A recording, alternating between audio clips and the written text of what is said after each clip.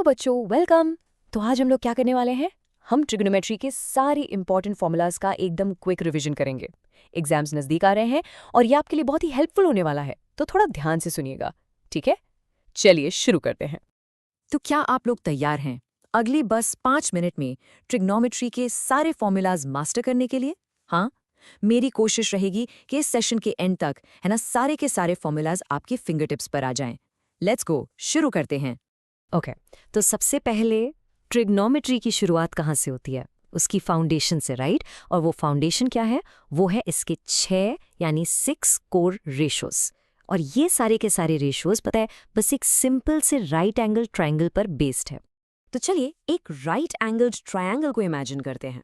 देखिए, अगर हम इसमें एक एंगल मान लीजिए थीटा, इसको देखें तो इसके ठीक सामने जो साइड है ना, उसको हम हमेशा बोलते हैं परपेंडिकुलर यानी पी।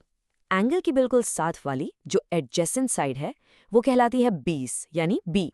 और सबसे इंपॉर्टेंट, जो 90 डिग्री के सामने वाली साइड है जो कि सबसे लंबी भी होती है, उसको हम कहते हैं हाइपोटेन्यूज यानी एच।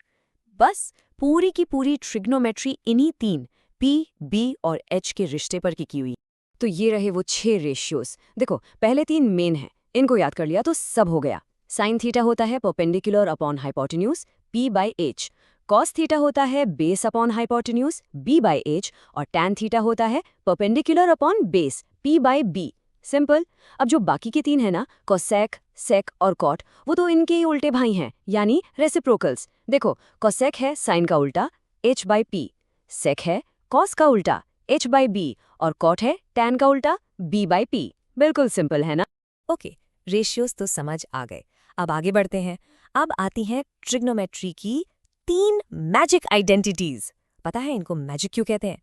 क्योंकि आप एंगल की वैल्यू कुछ भी डाल दो, 30 डिग्री, 45 डिग्री, 90 डिग्री, ये फॉर्मूलाज हमेशा हमेशा सच रहते हैं। They are always. लेकिन ये आइडेंटिटीज आई कहाँ से? ऐसे ही हवा से तो नहीं आई होंगी, है ना? इसके लिए ना एक यूनिट सर्कल को सोचो। यूनिट सर्कल मतलब एक ऐसा सर्कल जिसका रेडियस बस 1 यूनिट है।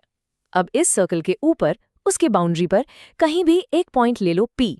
मान लो उसके कोऑर्डिनेट्स हैं A, B। तो मजेदार बात यह है कि इस पॉइंट का जो x कोऑर्डिनेट A है ना, वो हमेशा cos x के बराबर होता है, और जो y कोऑर्डिनेट B है वो हमेशा sin x के बराबर होता है। ठीक है, अब देखो, अगर हम सेंटर से उस पॉइंट P तक एक लाइन खींचें तो एक छोटा सा राइट एंगल ट्रायंगल बन जाता है ना? अब इस ट्रायंगल पर अगर हम अपना पुराना दोस्त पाइथागोरस थ्योरम अप्लाई करें, क्या होता है? a square plus B square equals hypotenuse square. तो यहाँ क्या होगा? a की जगह डालो cos x, b की जगह डालो sin x, और हाइपोटेन्यूज तो हमारा रेडियस है यानी 1। तो हमें क्या मिला? cos square x plus sine square x equals 1 square यानी 1। और ये लो, आ गई हमारी सबसे पहली और सबसे इंपॉर्टेंट आइडेंटिटी। और अब एक बहुत ही मस्त ट्रिक बताता हूँ। आपको तीनों आइडेंटिटीज रखने की बिल्कुल जरूरत नहीं है, सिर्फ पहली वाली याद रखो। Sign square x plus cos square x equals 1। बस, अब देखो जादू। अगर आप इस पूरी इक्वेशन को कॉस स्क्वायर एक्स से डिवाइड कर दो तो आपको दूसरी आइडेंटिटी मिल जाएगी, 1 plus tan square x equals secant square x. और अगर इसी पहली इक्वेशन को आप साइन स्क्वायर एक्स से डिवाइड कर दो तो आपको तीसरी आइडेंटिटी मिल जाती है, cot square x plus 1 equals cosecant square x. देखा, एक याद करो, 2 फ्री। आसान है ना? चलो अब उस प्रॉब्लम की बात करते हैं जहां सबसे ज्यादा कंफ्यूजन होता है और सबसे ज्यादा गलतियां होती हैं। वो है साइंस का चक्कर। किस क्वाड्रेंट में कौन सा रेशियो पॉजिटिव होगा और कौन सा नेगेटिव, ये याद रखना थोड़ा मुश्किल हो जाता है ना? पर चिंता मत करो, इसके लिए भी एक बहुत सिंपल सी ट्रिक है मेरे पास।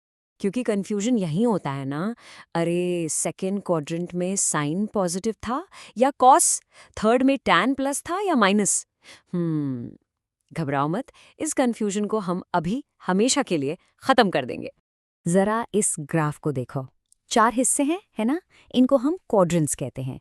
अब हमें चलना है एंटी क्लॉकवाइज, जैसे घड़ी की सुइयां उल्टी चलती हैं, ठीक है? तो फर्स्ट क्वाड्रेंट में लिखो A, सेकंड में S, थर्ड में T और फोर्थ में C।